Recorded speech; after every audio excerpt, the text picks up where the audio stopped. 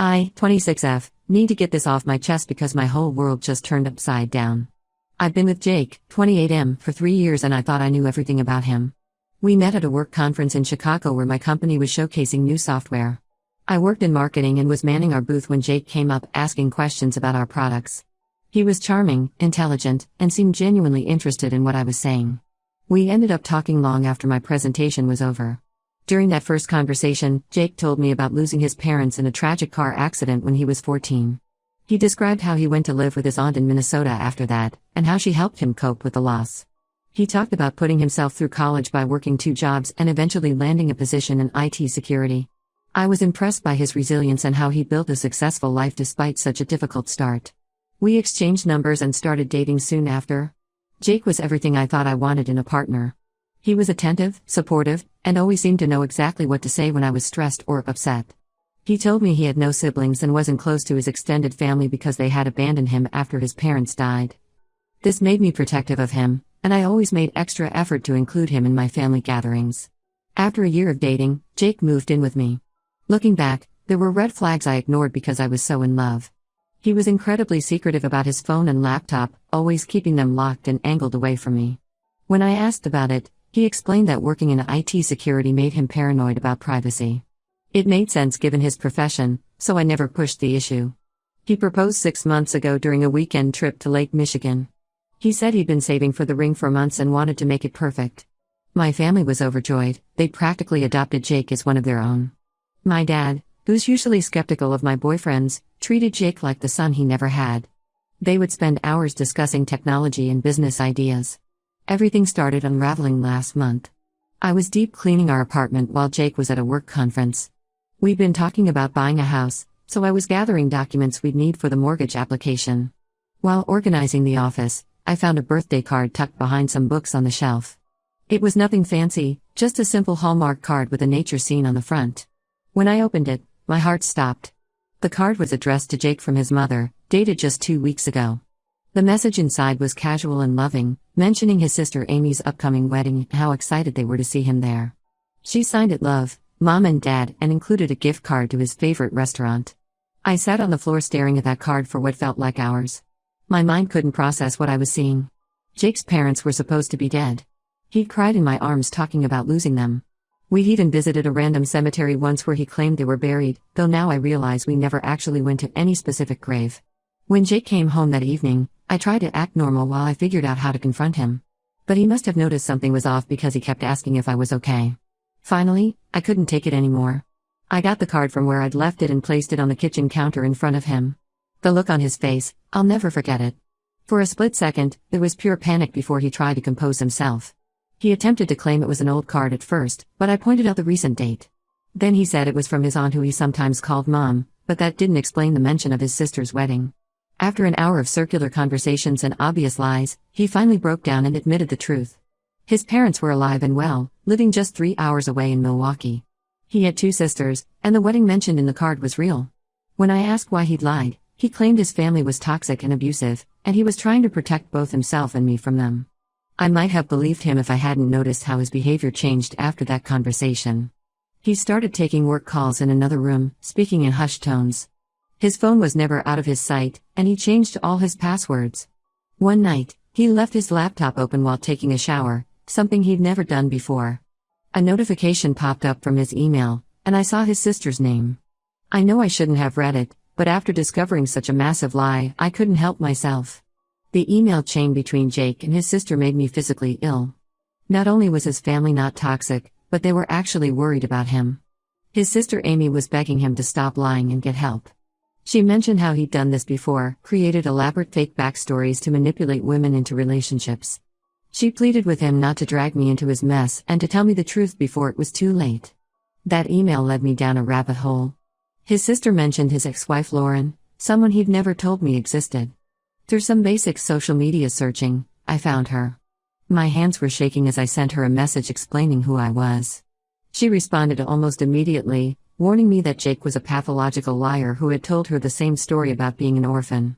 When she discovered the truth, he cleaned out their joint account and disappeared. His family had helped her track him down and return the money. I packed enough clothes for a few days and went to stay with my sister. Jake has been calling and texting constantly, swearing he can explain everything. He claims he lied because he was ashamed of his past mistakes and wanted to be a better person for me. But how can I believe anything he says now? Every emotional moment we shared about his dead parents, every story about his struggles as an orphan, it was all calculated manipulation. My sister thinks I should meet with his family to get the full story, but I'm terrified of what else I might learn. I haven't told my parents yet because they'll be devastated. They've spent 3 years treating Jake like family, sharing holidays and personal moments with someone who is lying to all of us. As a precaution, I've already canceled our joint credit card and moved my savings to a new account. Jake's sister Amy found me on Facebook and wants to meet. She says there's more I need to know, things that could protect me from him. Part of me wants to just run away and never look back, but I feel like I need answers to make sense of the last 3 years of my life. I've been engaged to a complete stranger, and I don't know what to do next. Update 1: the past 2 weeks have been a complete nightmare. After my last post, I decided to meet with Jake's sister Sarah at a coffee shop about an hour from my apartment. I chose a public place because honestly, I wasn't sure if she was telling the truth either. After living with Jake's lies for so long, I found myself doubting everything. Sarah arrived early. I recognized her immediately from photos in Jake's emails, but seeing her in person was surreal. She looked so much like Jake that it physically hurt. She brought a large manila envelope with her, and as soon as we sat down, she started apologizing. "We should have tried harder to warn you," she said. "We've been through this so many times with Jake that sometimes it feels hopeless." What Sarah revealed over the next 2 hours made me physically sick. Jake wasn't just a liar, he was a serial con artist who had perfected his technique over years of practice. I was the 6th woman he'd pulled this scam on.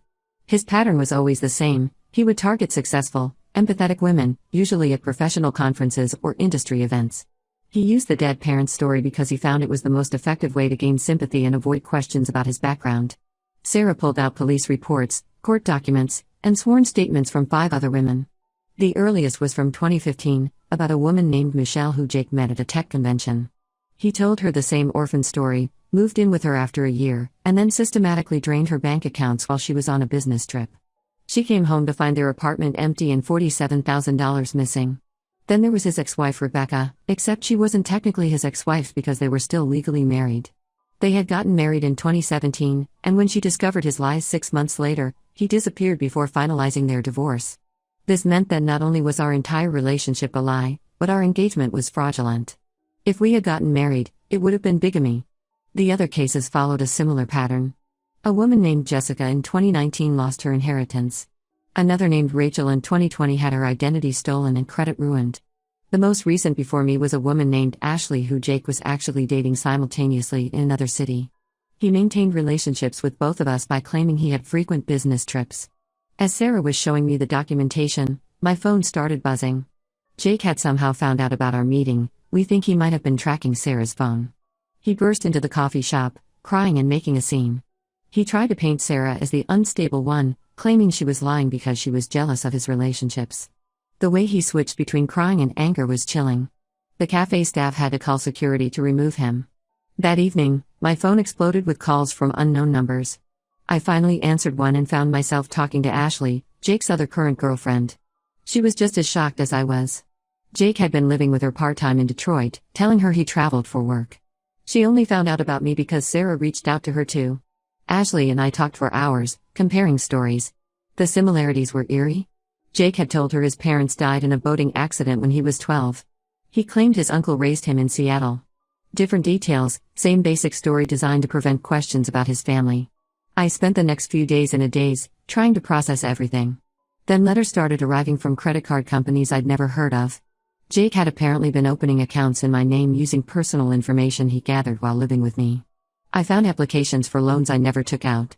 He had even listed me as a co-signer on a car lease without my knowledge. My parents are devastated. My dad especially. He and Jake had developed a close relationship, bonding over their shared interest in technology. Finding out it was all manipulation hit him hard. They're helping me move to a new apartment since Jake still has keys to my current place and has shown up unannounced several times. I've filed a police report and am working with Jake's other victims to build a case against him. Sarah introduced me to a detective who's been tracking Jake's scams for years, but he's been hard to prosecute because he's careful to stay just within legal boundaries or manipulate his victims into acting willingly. Ashley and I have started documenting everything and sharing information with law enforcement. We discovered Jake has been using details from each relationship to make his next con more convincing. He took things I told him in confidence about my fears and insecurities and used them to manipulate Ashley. He did the same with stories and experiences from his previous victims. The hardest part is realizing that every intimate moment, every deep conversation, every time I thought we were connecting, it was all calculated. He studied each of us like targets, figuring out exactly what we needed to hear to trust him completely. Sarah showed me notebooks where he actually wrote down details about his victims' preferences, fears, and weaknesses. I'm working with a lawyer to protect myself financially and legally. We're trying to figure out exactly what Jake had access to while we lived together and what other accounts or documents he might have compromised. I've changed all my passwords, frozen my credit, and set up fraud alerts. But I'm terrified of what else might surface. The support from Jake's other victims has been overwhelming. We've created a group chat to share information and warn each other if he tries to contact any of us. It's horrifying but also comforting to know I'm not alone in this. These women understand exactly what I'm going through because they've lived it too. Sarah has been incredibly helpful, but I can see how much this hurts her too. She's spent years trying to stop her brother from destroying lives, only to watch him get better at hiding his tracks. Their parents are heartbroken, and Jake uses their pain to manipulate them whenever he needs money or support. I still haven't processed everything fully, but at least now I know the truth. There are still moments when I miss the Jake I thought I knew, before remembering that person never really existed. He was a character created specifically to trap me, just like he did with all the others. More updates to come as this situation continues to unfold. I have a feeling we're still just scratching the surface of Jake's deceptions. Update 2: Things have gotten significantly worse since my last update. After comparing notes with other victims and working with the detective, we've uncovered a whole network of deception that makes my head spin. Jake isn't just running simple romance scams, he's created an entire web of fake identities and elaborate cons. Rachel, one of his previous victims, reached out after seeing my last post. She revealed something that made my blood run cold. Before disappearing with her savings, Jake had convinced her to add his name to her house deed as a co-owner. He claimed it would make their future marriage more secure. She trusted him completely, just like I did. Now she's trapped in a legal battle trying to get her property back because technically, he's still a legal owner of her house. The worst part? She discovered 2 other women in the same situation in different states. The police got more interested when they realized Jake's scams crossed state lines. They found evidence that he's been selling personal information stolen from his victims on various dark web forums. All those times he was working late on his laptop, he was actually collecting and selling our data.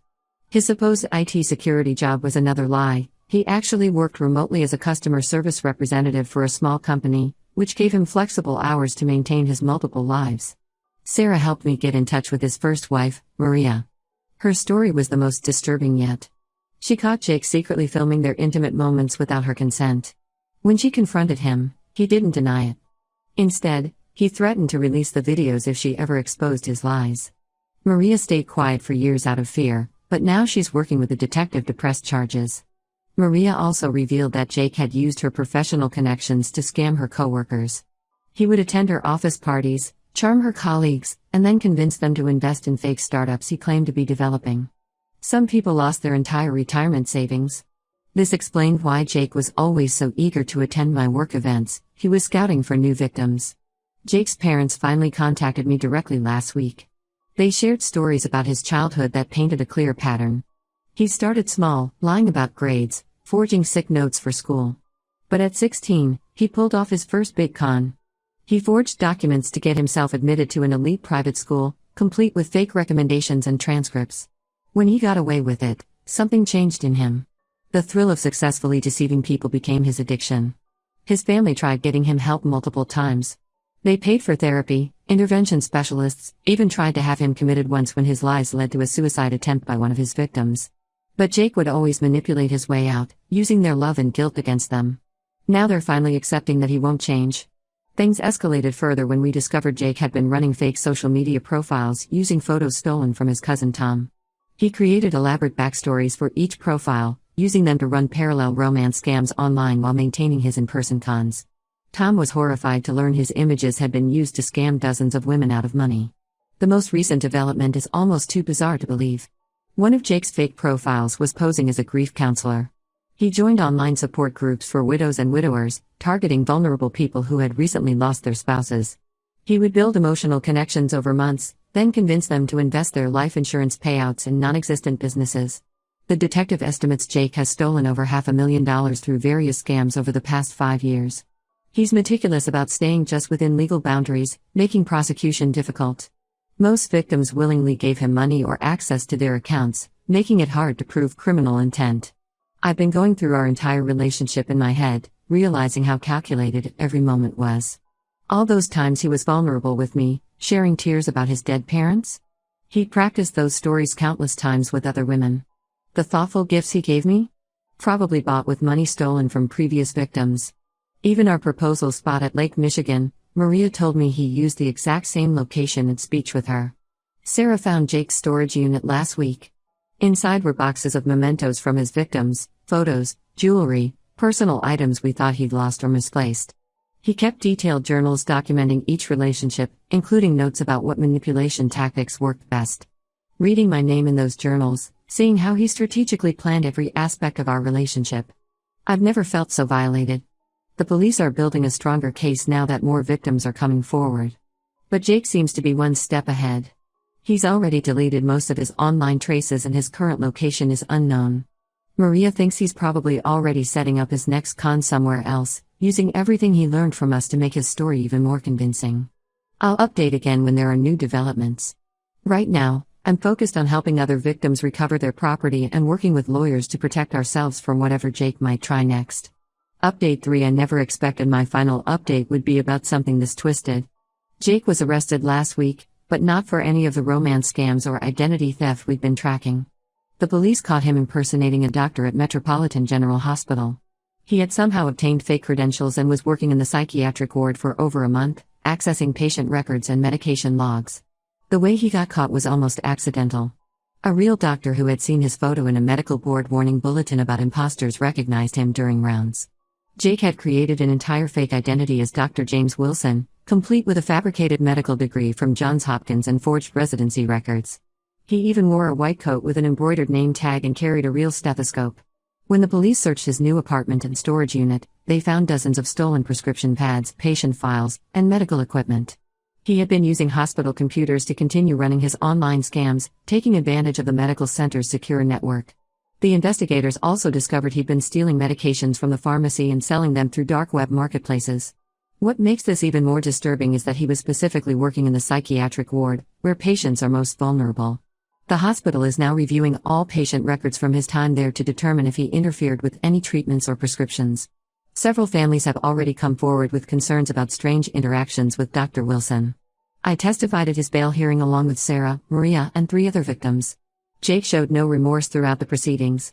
He actually smirked when the prosecutor read out the charges, like it was all some kind of game to him. The judge denied bail, citing his history of using multiple identities and crossing state lines to avoid detection. His family was in the courtroom too.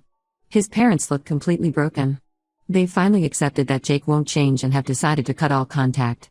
Sarah told me they're selling their house and moving to another state to escape the shame and constant reminders of what their son has done.